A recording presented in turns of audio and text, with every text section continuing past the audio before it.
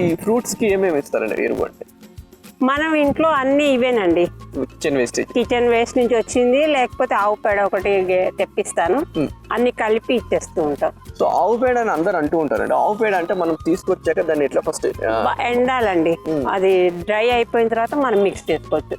లేకపోతే పురుగు ఉంటది డ్రై అవ్వకపోతే, దానికోసం అని మనము ఎండాక మంచిగా డబ్బాల్లో పెట్టుకుంటాము. పెట్టుకుని మొక్కలు రీప్లాంట్ చేసేటప్పుడు అలా మనం మళ్ళీ మట్టిలో కలిపేసి వేసేస్తూ ఉంటాం. లేకపోతే సైడ్ నుంచి కొద్దిగా తీసి సైడ్ లో కూడా వేసుకోవచ్చు. సైడ్ కొద్దిగా తీసేసి మట్టి ఇది వేసి పైన మట్టి.